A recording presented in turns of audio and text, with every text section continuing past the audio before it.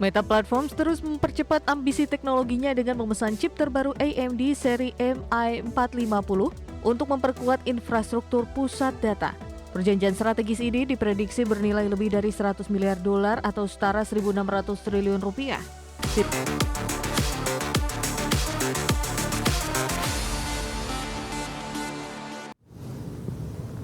Kembali di Prime Market Highlight pemirsa, induk perusahaan Facebook dan Instagram, Meta Platforms, resmi menggandeng AMD untuk menyuplai chip kecerdasan buatan terbaru guna memperkuat pusat data miliknya. Kesepakatan bernilai lebih dari 100 miliar dolar Amerika ini juga membuka peluang bagi Meta untuk memiliki hingga 10% saham perusahaan chip tersebut. Meta Platforms terus mempercepat ambisi teknologinya dengan memesan chip terbaru AMD seri MI450 untuk memperkuat infrastruktur pusat data. Perjanjian strategis ini diprediksi bernilai lebih dari 100 miliar dolar atau setara 1.600 triliun rupiah. Tidak hanya sebagai pembeli, kesepakatan ini juga memberikan opsi bagi Meta untuk membeli hingga 10% saham AMD yang menandakan ketergantungan strategis Meta pada pasokan semikonduktor jangka panjang. Kabar kesepakatan ini muncul hanya berselang beberapa hari setelah Meta mengumumkan kemitraan jangka panjang dengan kompetitor utama AMD, yakni Nvidia, di mana Meta berencana memborong jutaan chip Nvidia guna memastikan keunggulan dalam melatih sistem AI yang canggih. Langkah ini memaksa AMD terus berinovasi guna menyaingi dominasi unit pemrosesan grafik milik Nvidia yang selama ini menjadi standar utama dalam pengembangan teknologi kecerdasan buatan dunia. Adapun di bawah kepemimpinan Mark Zuckerberg, Meta tercatat sangat agresif dalam melakukan investasi di sektor AI demi menghadapi persaingan ketat dari Google hingga OpenAI. Selain pengadaan perangkat keras, Meta sebelumnya telah menyuntikkan dana 14,3 miliar dolar ke perusahaan data scale serta mengakuisisi startup AI bernama Manus pada Desember lalu. Rentetan investasi ini menegaskan posisi Meta yang berupaya menjadi pemain dominan dalam ekosistem kecerdasan buatan global di masa depan. Berbagai sumber IDX Channel.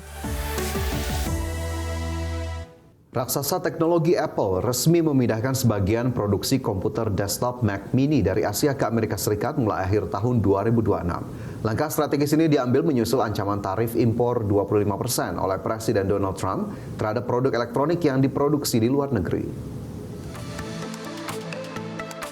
Raksasa teknologi Apple resmi memindahkan sebagian produksi komputer desktop Mac Mini dari Asia ke Amerika Serikat mulai akhir tahun 2026 ini.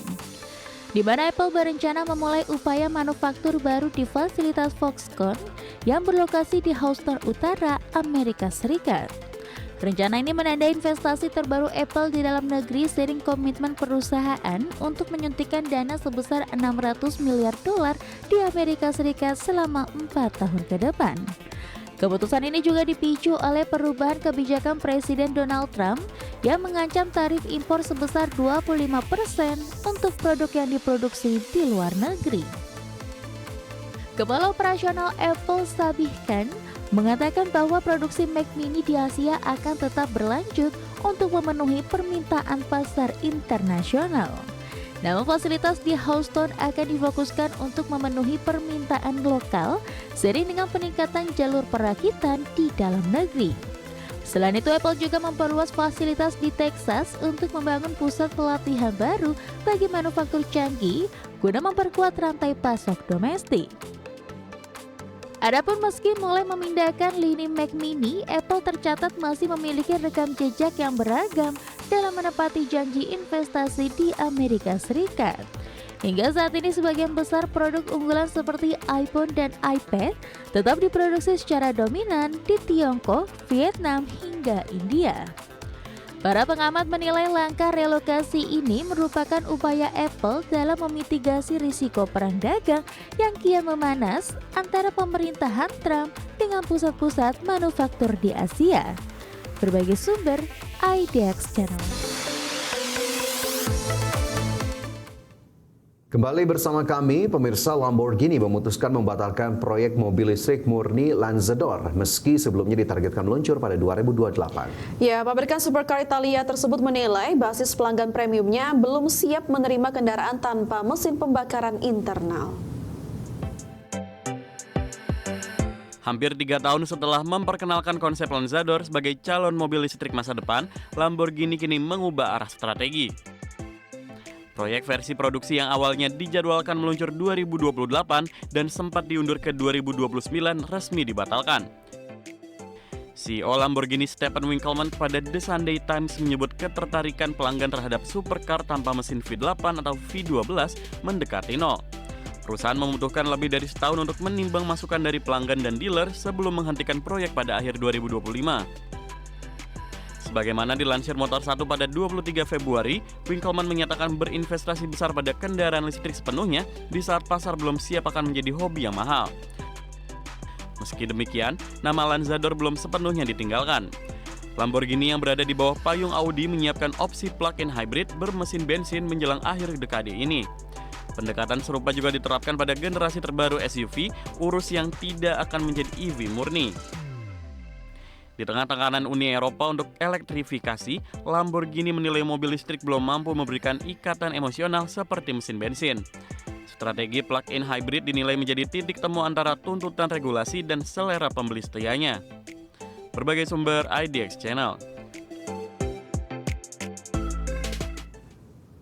Pemirsa, Elliott Management dikabarkan menawarkan pembelian saham Toyota Industries di kisaran harga pasar untuk menantang tender offer grup Toyota. Langkah ini berpotensi menghambat upaya privatisasi dan menjadi ujian bagi tata kelola perusahaan di Jepang.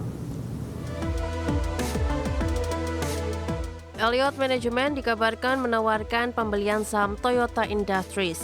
Mengutip sumber yang mengetahui rencana tersebut, Elliott Management mendekati sejumlah pemegang saham Toyota Industries yang sebelumnya menyetujui tender over grup Toyota. Investor aktivis asal Amerika Serikat itu menawarkan pembelian saham di kisaran harga pasar. Pada penutupan perdagangan 20 Februari, saham Toyota Industries berada di level 20.200 yen per saham, lebih tinggi dari tawaran Toyota sebesar 18.000 yen yang diajukan Juni lalu. Elliott sebelumnya menilai nilai wajar saham berada di atas 26.000 yen. Penawaran ini dipandang sebagai ujian penting bagi reformasi tata kelola di Jepang, di mana regulator mendorong pembongkaran praktik kepemilikan silang dan peningkatan efisiensi modal. Toyota telah memperpanjang masa penawaran karena belum mendapat dukungan memadai. Hingga pertengahan Februari, perusahaan masih membutuhkan tambahan sekitar 9% untuk mencapai ambang batas 2/3 kepemilikan. Sejumlah pemegang saham besar seperti iBiden, Mitsui Sumitomo Insurance, dan Tokyo Marine and Nichido Fire Insurance telah menyatakan kesiapan menjual saham mereka. Jika Elliott berhasil mengurangi partisipasi, rencana restrukturisasi grup Toyota berpotensi terhambat. Berbagai sumber, IDX Channel.